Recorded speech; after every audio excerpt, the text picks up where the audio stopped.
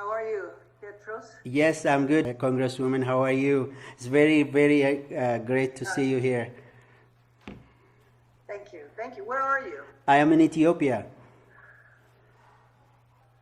I'll be there soon. When I heard that you are coming, and I can't wait to have you here. Thank you. I'm not exactly sure when. The original dates were September 16th. Yeah. But we would be leaving D.C. on September 16th, but that might have to change. I might, it might be a little later, but hopefully in the month of September. Wow, we will be glad to have you. Thank you, thank you. And we're in touch with the Prime Minister's office, and he's agreed to a meeting. So hopefully, well, I mean, I won't come, if he's there, then that's great. But otherwise, I mean, that's my primary reason to go. Well, I don't have any information on that, but Are you there? I think maybe you froze. No. Freeze. Can you see me now? Hello? Okay. Can you hear me now? Yeah, I think we were having a little trouble. Okay. How about now?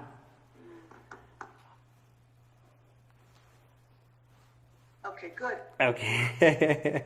So I don't have any information about the Prime Minister's situation, but make sure you get in touch when you're here, and I'll make sure you have a good time regarding the entertainment part, but the discussion and everything, I'm just here as a concerned Ethiopian to share some words with you. Okay. All right. That's good. Okay. Have you ever been? What would you like to do? Would you like to start, or you want for Babu, or what would you like? Oh, okay. Oh, good. Madam Chairperson, good morning. Yes, Babu. Yes, Babu. How are you? Good. I'm happy that y'all gonna get a chance to talk a little bit.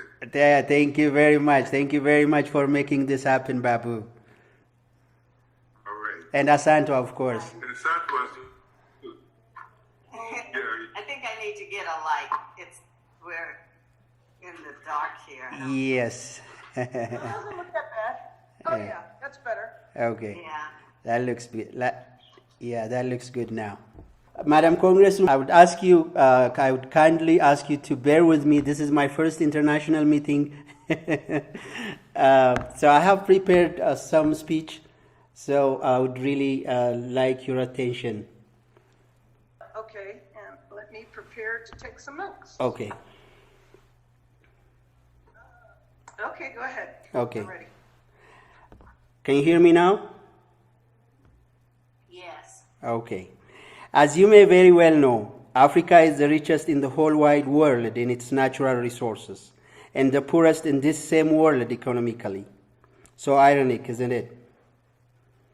The reason for this, in my view, is the fact that we have never been challenged enough as the Westerners did by Mother Nature. Whatever the reason for us not to use our own resources to our economic development to date is, it has to end now. And Africa needs to stop depending on Western aid for its prosperity. For Africa to start using its own resources towards its growth, what we need the most is visionary, knowledgeable, uncorrupt leaders who love their country more than themselves in each African state. When an African country finds that visionary and uncorrupt leader, will stop being called shitholes. When Africans start being led by knowledgeable, confident leaders, Westerners will stop discussing how to blow up our dams and start discussing about issues that matter the most. When the day comes for Africa to find the visionary, loving, and again uncorrupt leader that prioritizes African unity instead of ethnic division, that day Africa will begin shining with its own diamonds. That very day, Africa will wake up to use its own energy resources. That day, Africa will stop taking aid and start working with its unified citizens that can create miracles with more than 1 billion souls and minds combined towards unstoppable prosperity. Madam Congresswoman, that being said, I would now go to the very reason for us to have this conversation today. Motherland Ethiopia. I'm sure you know that Ethiopia is a country of the oldest civilization in Africa and one of the few in the world with more than 3,000 years of history. Almost all those 3,000 years, Ethiopia was led by a government of its own with a trade route to Far East, India, the Middle East, Europe, and the other African neighbors, and the citizens of Ethiopia never had serious issues regarding tribalism. All the tribes in Ethiopia are known to have been married to each other and raised mixed tribe children. I myself am a product of the intertribal marriage with nowhere to go if Ethiopia is divided into ethnic federations. The first Ethiopian problem that presents the dangers of separatism began in the 18th century with the leadership of Ras Mikhail, who came from the very Tigray region and reigned in Gondar in the mid-18th century. Mikhail Suhul put a hold to the Solomonic dynasty, which has been governing the country for over 2 millennia, and Ethiopia was divided into a lot of different regions, and the era called Zemene Mesafint continued for almost a century. During this period, Ethiopia lost its prominence in the global map and was too weak to matter to the rest of the world. War broke between regions to control highlands and fertile lands. A lot of Ethiopians died because of this. This era is the time when Ethiopia's hope to become one of the world's biggest economy was tarnished. Madam Congresswoman, who is responsible for Ethiopia to be that weak? Ras Mikhail, who intentionally or unknowingly divided the country into pieces. And where did this Ras come from? Tigray. After almost 90 years of darkness in Ethiopia, King Theodros Teshome, a self-proclaimed king with no royalty background, fought with almost all the regional leaders and brought the country back together in the mid-19th century. Since 1855, Ethiopia as we know it on the world map was created and has become the only African country never to have been colonized by the Westerners, and thus become the source of pride for all the black community around the world. And again, who helped and led the British army to kill King Theodros? Some traitors from this same Tigray region. Then came King Menelik II, who introduced the modern government system in Ethiopia, who is known to have kept Ethiopia's unity intact, and most of all, who led the war against Italy's colonial aggression at the Battle of Adwa, and became the first black leader to show the world that black is power as well when united. The only justifiable answer to the question, I quote, what's so special about Ethiopians other than the rest of Africa to defend themselves against European colonial aggression was our unity and perseverance. Then King Haile Selassie in 1930, who is considered the father of the African Union when it was established in Addis Ababa, who was also a founding member of the United Nations, and an African king who sent troops to Korea to help win their war. The Italians tried to conquer Ethiopia and stayed for 5 years fighting with the Ethiopian heroes. And guess who helped the Italians during the war? Again, some traitors from the Tigray region. But the Ethiopians won the war and the Italians were defeated for the second time. And again, Ethiopia's unity, regardless of their differences in tribe and religion, was our main source of strength to defeat the Italian aggression out of Ethiopia. During all this time, the whole wide world knows what the map looks like.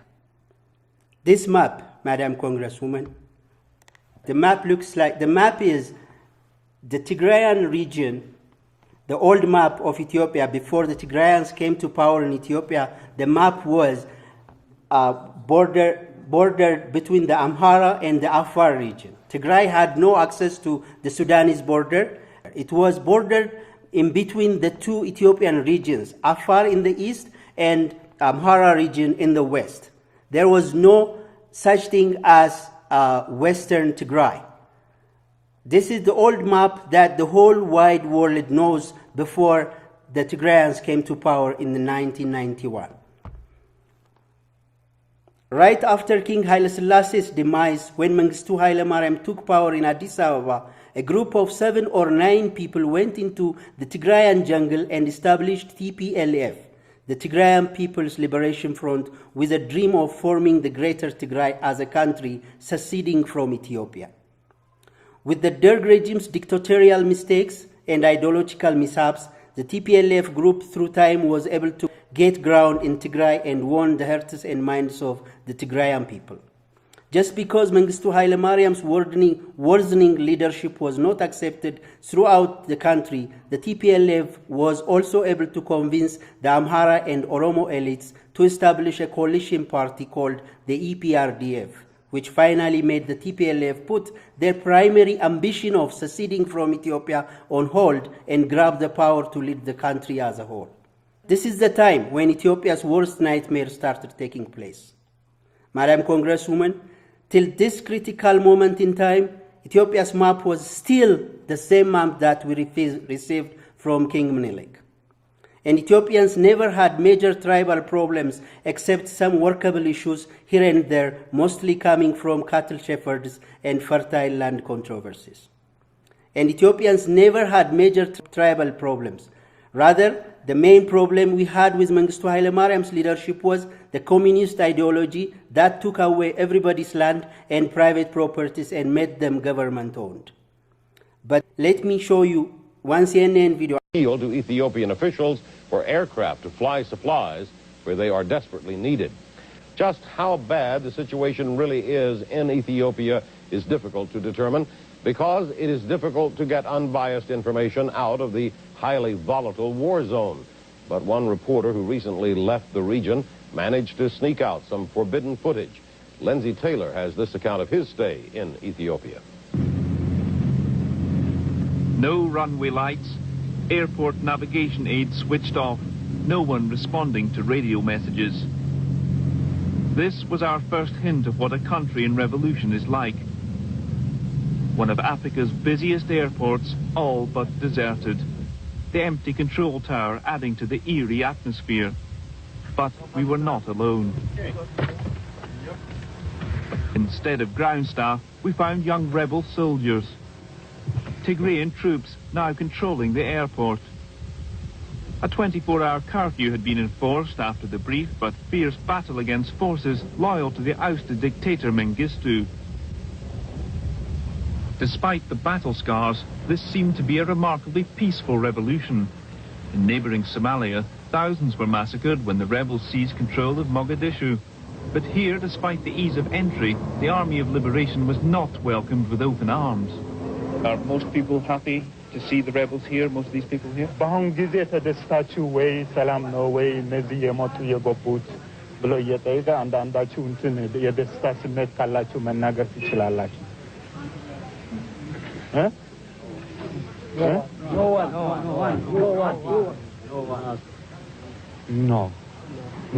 absolutely no.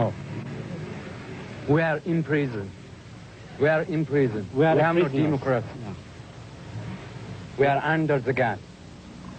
However much their hatred of Mengistu, many people in the capital, the EPRDF, made up of mainly Tigrayan soldiers from the north, was like an occupying army. After the EPRDF, the first thing the EPRDF did as soon as they grabbed the political power was divide the country into 11 ethnic-based geographical locations and change the name of the provinces to their respective tribal names. With this newly introduced map, the TPLF took land that did not originally belong to them and which still is the source of the clash between the Amhara and the Tigray states. This is the new map. This here is Tigray. This is the Amhara region. This here is Tigray. And this is the Amhara region. And this is Djibouti. So this is the old map that we used to have before. This is Tigray. This is Wollo, the Amhara region. And this is Gondar, the Amhara region. And this is Tigray. And this is Eritrea here. So this land here belonged to the Amhara region. So as soon as they took power, I see it. as soon as they took power, so they came up with this map. You can hear me. Yes. Very.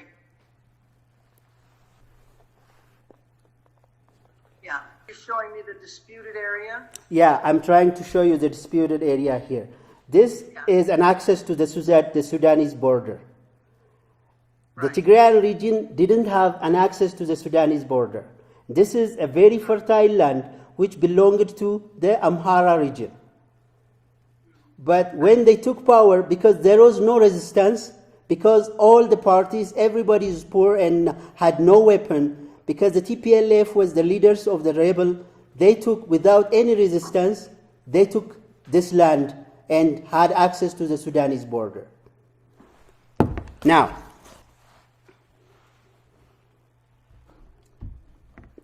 I want you to listen to this one. After introducing 11 ethnic-based geographical locations and changed the names of the provinces to their respective tribal names. Before, there was no tribal name. It was just geographical names. I was born in Jimma. It's now called Oromia with the tribal name. But when I was born, I'm 52 years old, it was called Jimma. But now, I have to say I'm from this tribe, not from this place. So, this is not the only thing they did. They took out history course, Ethiopian history, from the curriculum of the Ethiopian high schools and from the Ethiopian universities, so that the youth doesn't ask about their history. Dear Madam Congress, during the last 27 years of EPRDF's leadership in Ethiopia under Meles Zenawi, not a year passed without a protest against the EPRDF. Here in Ethiopia and in every state in America, every single month there has been a protest against Meles Zenawi's dictatorship. But America never gave any attention to any of the protests happening during those times. More than 20,000 people were blacklisted not to ever return to their country just because they protested against politics. Thousands of people were killed, tortured, or disappeared for standing against TPLF's separatism ideology. To your surprise, my friends, I can be corrected on this, but I have never heard the EPRDF leaders mention the name Ethiopia during their 27 years of leading the country. Never in history, never in the 27 years, be it Meles Zenawi, be it Haile Mariam, be it the other leaders, never mentioned in the media the name Ethiopia. Simply put, TPLF can be registered on the Guinness Book of Records for being the only government in the world who were able to hypnotize an entire country for 27 years to its disaster. After 27 years, Ethiopians couldn't take it anymore, and demonstrations of protests erupted in every region all over Ethiopia. Gondar, Oromia, every state. After 27 years, Ethiopians couldn't take it anymore, and demonstrations of protests erupted in every region all over Ethiopia. The TPLF killed as many as they could, but could not stop the demonstrations and could not threaten the angry youth by their killings. The then Prime Minister Haile Mariam became the first in African history to resign from serving as a puppet Prime Minister to the TPLF group. The TPLF was forced to leave power after 27 years of looting the country to its core. And the current Prime Minister Abiy Ahmed came to power with a promise to bring the country together and also a promise to make peace with Eritrea. This was how he was accepted by the whole nation. For the first time in 50 years, happy about their leader. But the TPL forces knew their time has come to take it to the north and started working towards their hidden agenda of secession.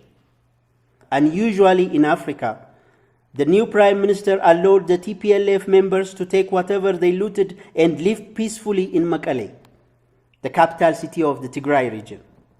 Their hunger for power wouldn't let go. They started using the money they looted to buy greedy messengers within different states of Ethiopia and funded extremists to kill their own races brutally. The new Ethiopian government literally begged the TPLF forces to stop their evil deeds to an elephant's ear. And the TPLF forces attacked the military base with more than 75% of the nation's weaponry and vowed to wage war against Ethiopia. The Ethiopian Defense Force retaliated, took over the weapons, and the Amhara militia took back the land that has been taken by force from it 30 years ago. Madam Congresswoman, this is what the war looks like with all its background. The Ethiopian National Defense Force has won the war at the battlefront, but it was defeated with the diplomatic war and the propaganda. Diplomacy in America is all about lobbyists, connection, and nepotism. The new Ethiopian government didn't get enough time to work on all these fields before the war took its full course. It looks like the American government is sympathizing with the TPLF forces who have been declared terrorists by the Ethiopian parliament. But I tell you now that helping the TPLF means destabilizing the Horn of Africa. Let me show you their ambitious map so that you understand where they are heading. This is the TPLF's new map. It starts from the Gambela region, takes over all the Great Renaissance Dam area, stretches to the Eritrean port of Assab. This is their ambitious map that they want to build after seceding from Ethiopia. So you're saying you want to succeed, and so when I look at the map, because it's hard to see. I'll send all the maps through the email. But is what I'm seeing on this side, okay? Because I don't know if it's your left or your right. Yeah. Is that to carve territory in the middle of Ethiopia so that Ethiopia would be kind of like Gaza in the West Bank? Exactly. Disconnected? Is that what? Exactly. They take their existing Tigrayan land. They stretch in the west of Ethiopia. They stretch to the region of Gambela and Benshangul Gumuz, where the Great Renaissance Dam is being built at, and they also take. So on this side of what you're showing me is currently Ethiopia. I'm not looking at the border of Sudan. It's only because the picture is so small I can't. Yeah. I can see the green, of course. I just can't tell what's on either side. This side here is the port of Sudan. Yeah. So that's Sudan. This side here is the port of Sudan. Here, not the port. This is the border of Sudan, and this side here is the port of Assab in Eritrea. So their ambition is to build this greater Tigray, seceding from Ethiopia, expanding to Eritrea, and taking some land from Sudan as well.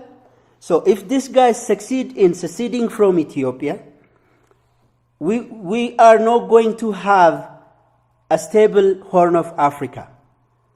That's my worry. The war will not stop within Ethiopia. The war will extend further to Eritrea, Djibouti, and on the west, Sudan. This is what I fear that will be happening. And I am afraid that we are going to not only lose Ethiopia, but Eritrea, Djibouti, and we will never be having peace in this Horn of Africa. So, if you want a strong nation in the Horn of Africa, Madam Congresswoman, please stand with Ethiopia. If America wants Ethiopia destabilized and the Horn of Africa to be an incubating ground for terrorists, I don't know this is going to happen, but it looks like America is sympathizing with TPLF. If you are confused whom to trust, just take your hands off Ethiopia. Tell America to take her hands off Ethiopia and let us solve our problems the way we can. But please, I beg you, in the name of the 100 million Ethiopians, to take America's hands off Ethiopia. We do not want to be another Libya, Afghanistan, Yemen, Iraq, the list goes on. Thank you for listening. Thank you Babu and Asantwa for making this happen. And thank you, Madam Congresswoman, for listening to me. I'm ready to answer any questions if you have some.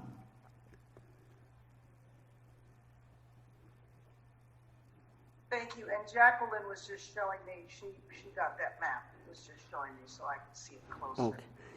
Just put older map, older Ethiopian map. You'll get the old Ethiopian maps, and type the Greater Tigray map. You'll get it on the map, Google Maps, and type the new Ethiopian That's map. what she did. Yeah, and you'll get all the information you need. I got them all from the internet.